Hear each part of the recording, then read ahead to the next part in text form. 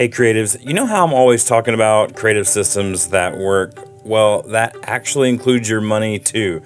If you're still shoving receipts in a shoebox and hoping for the best come tax time, we need to talk about the core group.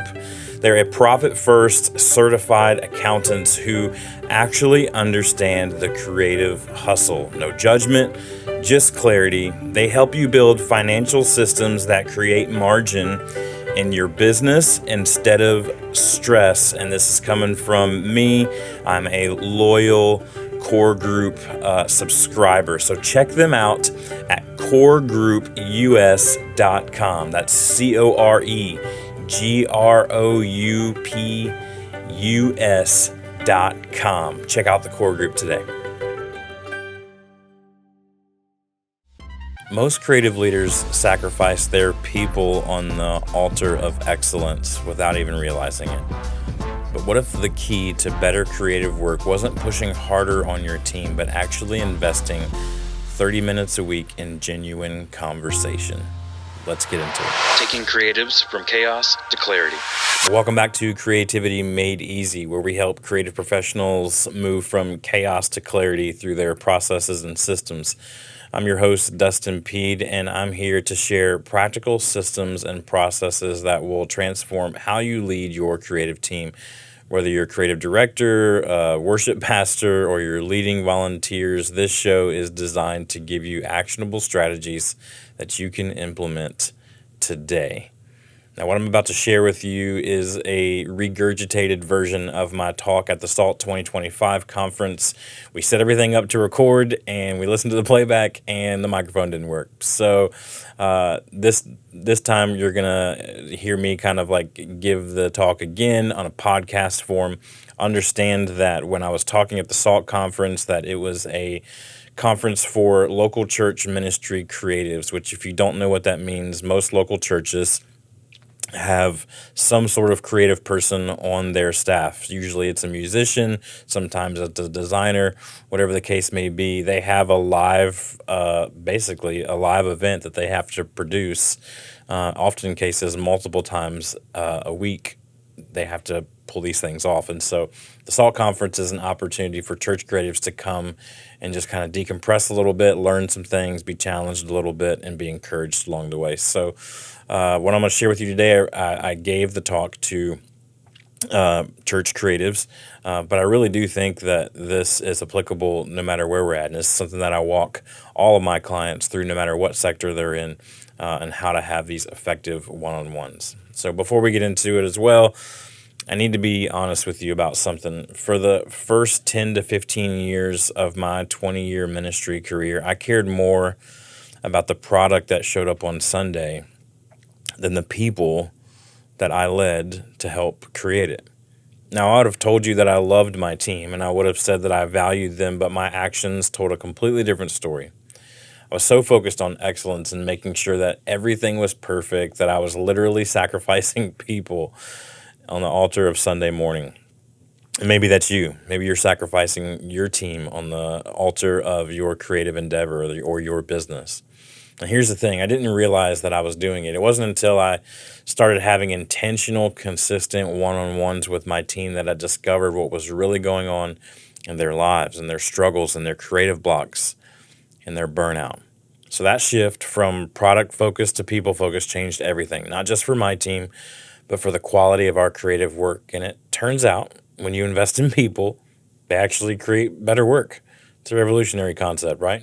So today I want to share with you what I learned about making one-on-ones actually work. Not just another meeting to check off, but a genuine tool for transformation. And we're going to go through the who, the what, the why, the when, the where, all of that today. But let's start right out the gate with the who. Who should you meet with? Well, a one-on-one by definition is two people, right?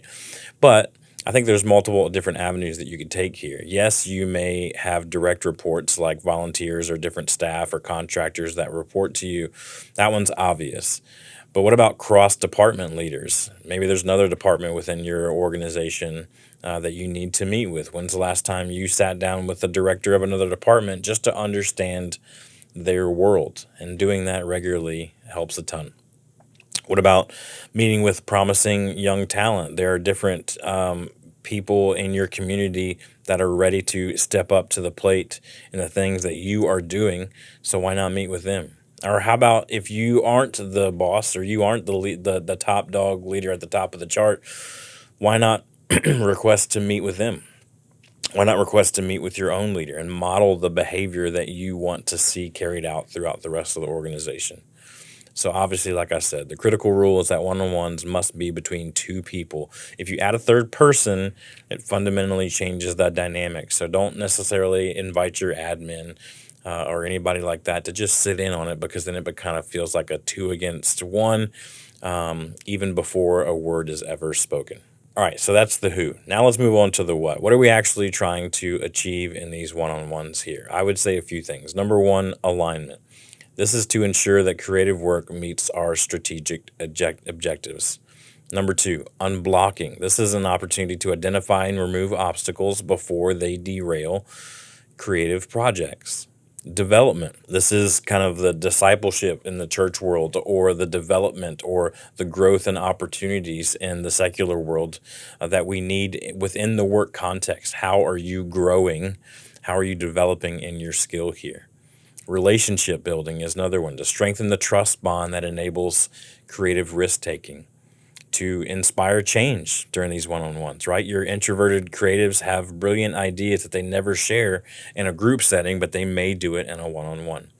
And then lastly, early problem detection. You can begin to catch burnout, personal struggles, and performance issues before they explode in your face. Andy Stanley, who is a well-renowned leader in the local church world, teaches that effective ministry, I would say effective business in general, requires you to replace yourself. But here's the hard truth. Many of us don't want to replace ourselves. We like being the person who everybody depends on. And a one-on-one forces us to invest in developing others, which is exactly what our businesses and what the church world should look like. All right, let's get into the when and the where. All right, so when to schedule one-on-ones. There's three kind of categories here, or three different kind of time frames that I recommend when we talk about when to schedule one-on-ones. First off, if we're talking direct reports, like they directly report to you, I'm going to suggest weekly, 30 minutes, set a timer, honor that time. Both of you need to honor that time, create that expectation, and we'll talk about that kind of here in a little bit. So direct reports, I think you need to be meeting weekly for 30 minutes. If it's a cross-department situation, like we talked about, someone else in the organization, I think you need to be meeting monthly for 30 minutes. And then if it's a freelancer or a contractor, you need to be meeting at the beginning, the middle, and the end of every single project. But the key is consistency. The number one complaint I hear from creatives about their organization is a lack of consistency from leadership. If your boss keeps getting a new, fresh vision or a new, fresh idea that changes every single quarter, you know what that does. It destroys trust sometimes, and it pivots, and there's lack of consistency there. So if you set up a one-on-one schedule and constantly cancel or postpone, just save everybody the trouble and don't start it anyway. Canceling or rescheduling speaks louder than words. It tells your team that they don't deserve 30 minutes of your time, that there's something else that's more important than them. All right, so that's the win. Let's talk about where. Where do we do these one-on-ones? Look, creative people, you know this, are influenced by their surroundings, not the windowless office with gray paint. That's not ideal for inspiring conversation. So consider places like a coffee shop or a walking meeting, which is great for 30 minutes because people get tired and they want to wrap it up naturally. Galleries or museums are a great place to be visually inspired. Anywhere that sparks creativity. But I would say try at your best. If you're going to have 4 one-on-ones a month, I say 3 of them probably need to be in the same place, but all of them need to be in the same time. So pick one consistent place as much as possible, one consistent time, and do not waver. All right, so now we're in the one-on-one. What do we need to do when we get in on that one-on-one? The very first thing I tell every leader is that they have to master the art of questions. Your one-on-ones have historically been terrible because you're not asking the right questions. Listen, great leaders ask more questions than they make statements, period, right? So if your one-on-one sounds like this, how are you? Fine. Things good? You love your job? Sure. Then you're doing it wrong, right? So you need to be asking great questions. And there's a rule here when we're asking great questions. Modern psychology shows us that effective leaders ask 3 questions for every one statement they make. It's the 3-to-1 ratio. So I would actually get someone on your team to track this for you, or ask the other person, say, hey, I'm going to work on asking more questions. Can you make a little hash mark on your paper every time I ask you a question? Just so at the end of this meeting, I know that I'm asking a good amount of questions. Or you do it yourself and you go, hey, I'm asking you a question, and you hash it down, whatever it takes. But just track that stuff, because seeing where that actually tracks out for you, it's humbling, but it's also transformative. Something else to consider when asking questions is to consider personality differences, right? If you have like an Enneagram 5 on your team and you spring a question on them without warning, you're probably not going to get an answer. They're probably going to say, after a long period of silence, they're going to say, let me think about that. And you'll both forget to ever revisit it. But if you send those questions 2 or 3 days ahead of time to someone like that on their team, then they can be prepared to answer and you can actually have a conversation. So let's get back to that question phrasing, right? So bad example of question phrasing is to say, give me an example, right? This feels defensive and pushy. But instead, tell me about a time when, right? Feels more collaborative and open. It's the same information, but a totally different emotional response. Resist the urge to solve every problem. If your creative comes to you and says, my leg is broken, you're going to go, well, go to the hospital. And they're going to go, but it hurts so bad. And you're going to go, yeah, I can see the bone. It's sticking out. Go to the hospital, right? It sounds really familiar, and it's a dramatization of some of our conversations with creatives. But creatives often want to know that you're with them in their struggle before they're ready for solutions. So ask instead, hey, what solutions have you considered already at this point? And the transformation inside of them will go from problem oriented to solution oriented, and that's how you build a great team. One of the top 3 people that I've learned about asking great questions from is Oprah Winfrey. Right? You go back and watch any of her interviews, become a student of how to ask really great questions. Dan Patrick is another sports broadcaster. He has a regular show that I watch just about every day. Also, great interviews, great questions. And then David Letterman is the other one. David Letterman, I think he said, has a show on Netflix, My Next Guest Needs No Introduction. Incredible questions in that show. Become a student of how to ask really great questions. Leaders, regardless of industry, they excel when they master the skill of asking those great questions. All right, let's get into the 4-part structure and some common mistakes to close us out. What's the 4-part structure of every single one-on-one? A simple structure will prevent wandering in conversations and help you understand common pitfalls that can keep you on track. So number 1, you have to start with personal check-in. Personal check-in. Don't jump straight into business, right? What's giving you energy right now? On a scale of 1 to 10, what's your creative capacity feel like inside of you right now? What's inspiring you outside of work? How's your family? How's your spouse? What hobbies did you do this weekend? And tell me more about that. And how did you get into it, right? Spend a good significant amount of time. Don't rush this personal check-in process, because if you rush it, everything else will suffer. So number 1, personal check-in. Number 2, personal review, right? What progress are you most proud of? Where do you feel stuck? What roadblocks can I help remove for you? Progress. Number 3, growth planning. What skills are you excited to develop next? We should always be growing and encouraging our creatives to grow as well. So what skills are you excited to develop next? That implies that they actually have something that they're thinking about, right? It's leading that question. How does your current work align with where you want to grow? And what resources would help you level up? Again, solution-oriented, not problem-oriented questions. And then lastly, number 4, end with some creative inspiration. Share something cool that you found. And in larger group meetings that I used to lead with the whole creative team, we actually did show and tell, and you had to come show something cool that you found. Show and tell is actually something really good in a one-on-one as well, where you can say, hey, I found this. This is why I think it's cool. Now you bring something, show it to me why you think it's cool. We can watch a video together. You can ask what they're seeing in the creative landscape. When we're on social media, we're constantly dropping stuff and sharing stuff into people's DMs. And so, hey, you should see this, you should see this. This time you're just doing it in person. That's the only difference. But ending with creative inspiration, ending on a high note, an inspiring note, is a great way to wrap up the one-on-one. Now, I want to talk about the agenda. You should send an agenda about 2 to 3 days ahead of time with the key 3 to 5 discussion points. It doesn't need to be the personal topics that we're going to talk about, but the key 3 to 5 discussion points that you're going to focus on. Send those ahead of time.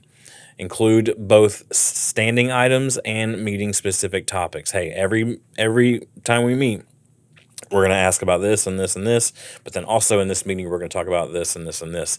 So it's critical to include those things. And also when you send that agenda, ask them, because you're sending it in advance, ask the one that you're meeting with, is there anything that they would like to add, right? Because otherwise it's not a conversation, it's a broadcast, and it could be shared in an email, but we're trying to have conversations here, which leads me to my final portion of today's episode and this talk, which is the 5 fatal mistakes of one-on-ones. Number one mistake of one-on-ones is to turn one-on-ones into status updates, right? That's what email and Slack is for. Number 2, dominating the conversation. Aim for 50% or less of talk time. I love it when I have meetings online because I use my Fathom note taker, and Fathom will actually tell me how long I've been monologuing. And I can see that percentage. It'll pop up in the corner and then it'll adjust throughout so that I can step back and be a good conversationalist, not just an informationalist or just putting all that stuff out there. Number 3 mistake, inconsistent scheduling. They shouldn't have to ask when the next one is or where it is. They should have all that information already because you're being consistent with it. Number 4, focusing exclusively on problems, right? This is not the principal's office. This is not a time to just focus on what we could be doing better. It's also time to celebrate wins and to figure out how did we win so that we can replicate it again. And lastly, number 5 mistake, failing to follow through, right?